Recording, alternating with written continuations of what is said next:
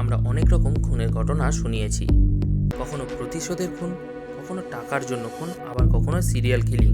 কিন্তু আজ যে ঘটনাটা তোমরা শুনতে চলেছ সেটা শুধু খুনের গল্প না, এটা এমন এক ঘটনা যেটা শুনলে মানুষের শরীর ঠান্ডা হয়ে যায়। কারণ এই ঘটনায় একজন মানুষ শুধু মানুষকে হত্যা করতো না, সে মানুষের শরীর কেটে টুকরো করত আর সেই মাংস খেত। শুনতে অবিশ্বাস্য লাগলেও এটা কোনো কল্পকাহিনী না, এটা ভারতের ইতিহাসের সবচেয়ে ভয়ঙ্কর অপরাধগুলোর একটি। ঘটনাটি ঘটেছিল উত্তরপ্রদেশের নয়ডা শহরের কাছে একটা ছোট্ট গ্রাম নিথারি। নিথারি ছিল খুব সাধারণ একটা গ্রাম। এখানে বেশিরভাগ মানুষই ছিল গরিব। কারো কাজ ছিল নির্মাণ শ্রমিক হিসেবে, কারো কাজ ছিল ধনী লোকেদের বাড়িতে কাজ করা, কারো ছোট দোকান।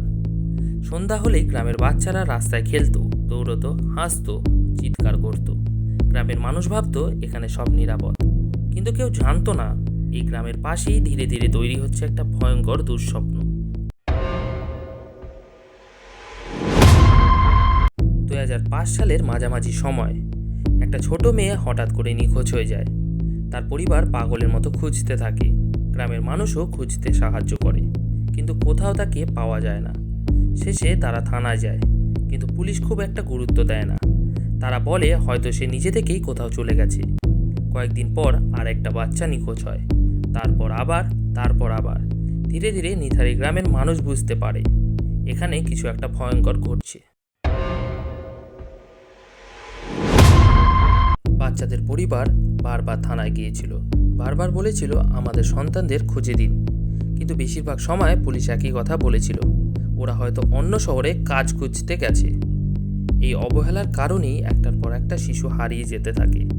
মায়েরা প্রতিদিন রাতে কাঁদত, বাবারা অসহায় হয়ে পড়েছিল, কিন্তু কেউ জানতো না এই বাচ্চারা কোথায় যাচ্ছে।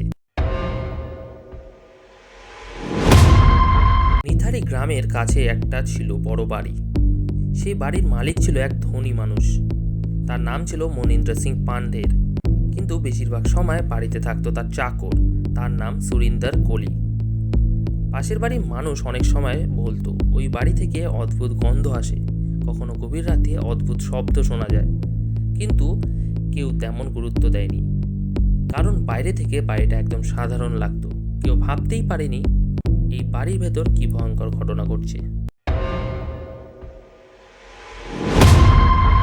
2006 সালের শেষের দিকে একদিন ড্রেন পরিষ্কার করা হচ্ছিল। হঠাৎ একজন শ্রমিক চিৎকার করে ওঠে, কারণ সে ড্রেনের ভেতরে একটা মাথার খুলি দেখতে পায়। প্রথমে সবাই ভাবে হয়তো এটা কোনো পশুর হাড়, কিন্তু যখন কাছ থেকে দেখা হয় সবাই বুঝতে পারে এটা মানুষের। খবর পাওয়ার সাথে সাথে পুলিশ আসে। তারপর ড্রেনের ভেতর থেকে একের পর এক বের হতে থাকে মানুষের হাড়, মাথার খুলি, ছোট বাচ্চাদের জামা।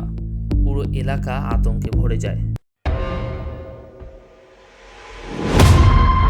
পুলিশ তখন সন্দেহ করে পাশের সেই বাড়িকে। বাড়ির পেছনে মাটি খুঁড়তে শুরু করা হয়। তারপর যা পাওয়া যায় তা দেখে সবাই স্তব্ধ হয়ে যায়। মাটির নিচে লুকিয়েছিল অনেক মানুষের হাড়, ছোট ছোট বাচ্চাদের দেহর অংশ। মনে হচ্ছিল যেন ওই বাড়ির পেছনের জমিটা একটা নিঃশব্দ কবরস্থান। পুলিশ তখন সঙ্গে সঙ্গে সুরিন্দর কোলিকে গ্রেফতার করে। শুরু হয় জিজ্ঞাসাবাদ। প্রথমে সে সবকিছু অস্বীকার করে, কিন্তু দীর্ঘ জেরা করার পরে সে ধীরে ধীরে সব স্বীকার করতে শুরু করে। তার কথা শুনে পুলিশও হতবাক হয়ে যায়। সে বলেছিল সে বাচ্চাদের প্রলোভন দেখিয়ে বাড়িতে নিয়ে আসতো, কখনো খাবার দিয়ে, কখনো মিষ্টি দিয়ে, তারপর সে তাদের হত্যা করত। কিন্তু এখানেই শেষ না, সবচেয়ে ভয়ঙ্কর অংশ ছিল মৃতদেহ নিয়ে সে কি করত। সে দেহ কেটে টুকরো করত, কিছু অংশ ট্রেনে ফেলে দিত, আর কিছু অংশ রান্না করে খেত। এই ঘটনা জানার পর সাইকোলজিস্টরা এই মানুষটিকে পরীক্ষা করেন। তাদের মতে সে ছিল ভয়ঙ্কর মানসিক বিকৃতির শিকার। তার মধ্যে ছিল নির্দয়তা, অস্বাভাবিক যৌন প্রবৃত্তি এবং মানুষের মাংস খাওয়ার প্রবণতা। কিন্তু তবুও অনেক প্রশ্ন রয়ে যায়। সবচেয়ে বড় প্রশ্ন ছিল এই সব কিছু কি সে একাই করেছে?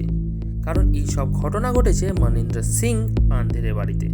তাহলে কি সে কিছুই জানতো না? অনেক তদন্তকারী মনে করেছিল সম্ভবত এই ঘটনার পেছনে আরও কেউ ছিল, কিন্তু শক্ত প্রমাণ না থাকায় আদালত অনেক অভিযোগ থেকে তাকে মুক্তি দেয়। সরকারি তদন্ত বলেছিল এই ঘটনায় 19 জন মানুষ নিহত হয়েছে, কিন্তু অনেক সমাজকর্মী দাবি করেছিলেন সংখ্যা আরও বেশি হতে পারে, কারণ ড্রেনে পাওয়া অনেক হাড় শনাক্ত করা যায়নি। মানে সম্ভবত আমরা এখনও জানি না আসল সংখ্যা কত। নিথারি হত্যাকাণ্ড শুধু একটা সিরিয়াল কিলিং স্টোরি না, এটা একটা ব্যর্থতার গল্প। যদি প্রথম দিকে পুলিশ গুরুত্ব দিত তাহলে হয়তো অনেক শিশু আজও বেঁচে থাকতো। আজও নিথারি গ্রামের মানুষ সেই ভয়ঙ্কর দিনগুলো ভুলতে পারেনি। আর আজও একটা প্রশ্ন রয়ে গেছে, এই ভয়ঙ্কর ঘটনার পেছনে কি সত্যি শুধুমাত্র একটা মানুষই ছিল? তোমরা কি মনে করো? কমেন্টে অবশ্যই জানিও।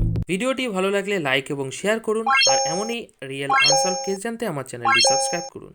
দেখা হচ্ছে পরবর্তী ভিডিওতে।